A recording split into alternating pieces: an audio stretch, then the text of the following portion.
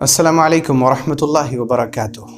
चंद जुमले ऐसे हैं जो हम अक्सर परेशानी के वक्त बोलते हैं। हम कहते हैं, ए मेरे रब तू कहाँ है? मुझ पर जुल्म किया जा रहा है, मुझे तोड़ा जा रहा है, मुझे मजबूर किया जा रहा है। ए मेरे रब तू कहाँ है? ए मेरे रब तू देख रहा है कि मेरी आँखों से आंसू बहकर मेरे गालों तक पहुँच चुके हैं। तू कहाँ है मेरे रब? तेरी मदद कहाँ है? ए मेरे रब तू कहाँ है?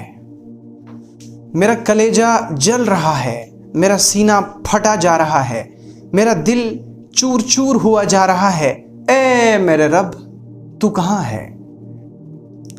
ए मेरे रब मैं तुझसे फरियाद कर रहा हूँ। मैं हमेशा भलाई करता हूँ और मेरे साथ हमेशा बुरा होता है। मैं हमेशा लोगों के साथ अच्छा करता हूँ, लोग मेरे साथ बुरा करते हैं। ए मेरे रब तू कहाँ है? हम इस तरह की फरियाद अक्सर किया करते हैं, लेकिन हमारी अक्सर इस तरह की दुआएं कबूल नहीं की जाती। क्यों? शायद इसकी दो बड़ी वजह हैं। हमारी दुआओं के और हमारे फरियाद के कबूल ना होने की दो बड़ी वजहें हैं जिन पर हम शायद ध्यान नहीं देते। सबसे पहली वजह है हमारी कमाई का हराम होना। हम जो कुछ खा रहे हैं, पी रहे हैं, जो कुछ हम पहन रहे हैं, अगर इसमें हराम की आमेज़िश यानी हराम की मिलावट होगी तो अल्लाह रब्बुल इज़्ज़त हमारी दुआओं को कबूल नहीं करेगा। पैगंबर सल्लल्लाहु अलैहि वसल्लम ने उस शख्स का ज़िक्र फरमाया है जो सहरा में सफ़र करता है, जिसके कपड़े फटे हुए बोसीदा, जिसके बाल बिखरे हुए, जिसकी दाढ़ी इधर उधर, वो बड़े काबिल रहम सूरत हाल में इधर से उधर जाता है, दुआएं करता है, या रब या रब या रब।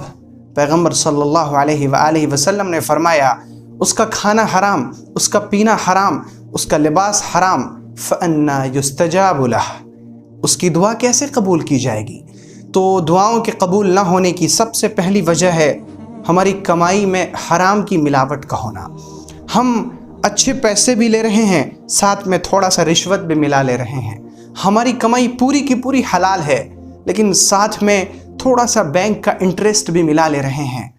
तो यकीन कीजिए कि अगर इस तरह से हमारी कमाई में हराम की मिलावट होगी तो अल्लाह ताला हमारी दुआओं को रद्द कर देगा। और दूसरी वजह दुआओं के कबूल ना होने की वो है असबाब का इख्तियार ना करना।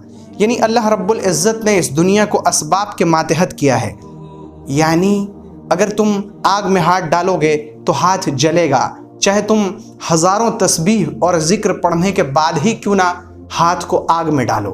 अगर तुम आग पर पानी डालोगे, चाहे तुम पूरा कुरान पढ़ने के बाद वो पानी डालो, लेकिन ये दुनिया है इसलिए वो पानी आग को बुझा देगा, क्योंकि ये दुनिया असबाब के मातहत कर दी गई है।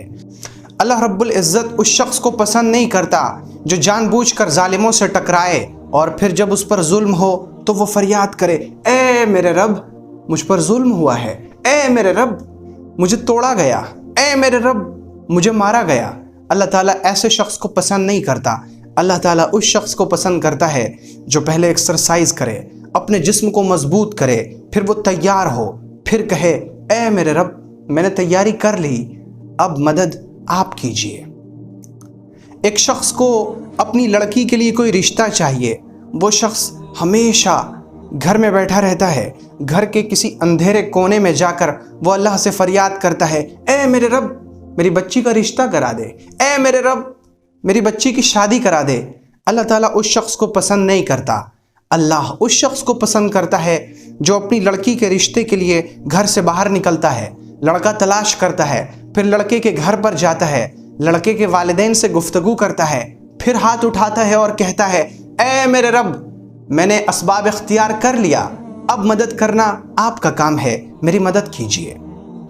अल्लाह ताला उस तालिबे इल्म को पसंद नहीं करता जो साल भर खेलता रहे, जो मोबाइल में कभी टिकटॉक पर, कभी इंस्टाग्राम पर, कभी फेसबुक पर, कभी ट्विटर पर, कभी वो पबजी पर, कभी फ्री फायर पर अपना वक्त बर्बाद और ज़ाय करे, और फिर जब इम्तिहान का वक्त आए तो सजदे में जाके कहे, ए मेरे रब मैंने तो कुछ पढ़ा ही नहीं, مجھے کامیاب کر دے۔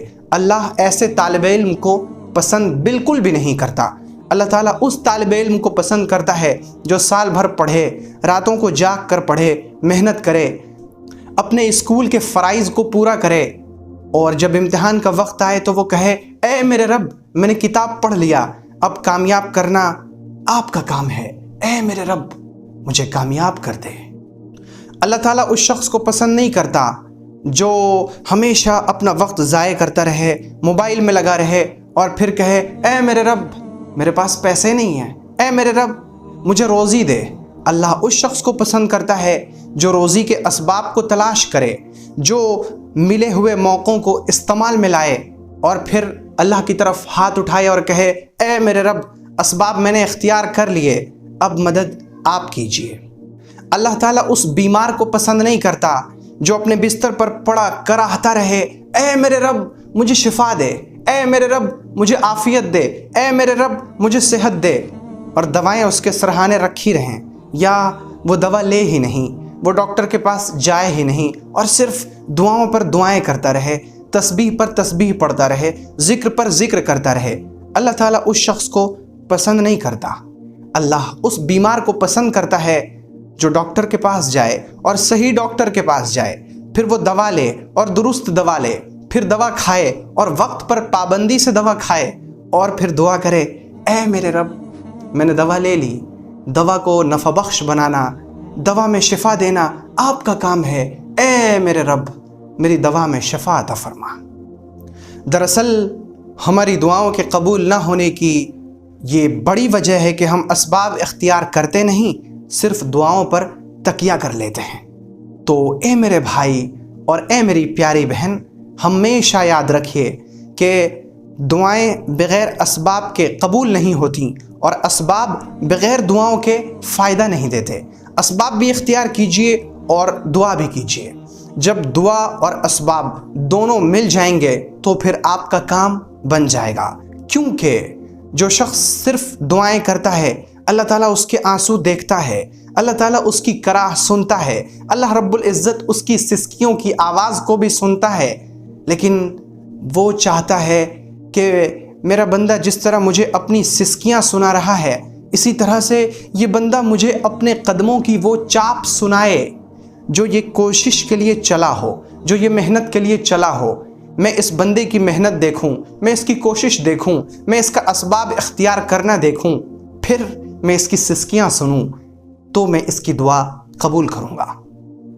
میری ان تمام باتوں کا حاصل یہ ہے کہ اسباب اختیار کر لیا جائے اور پھر دعا کیا جائے، لیکن اس کا مطلب یہ نہیں کہ دعائیں اسباب کے بغیر کبھی قبول ہوتی ہی نہیں۔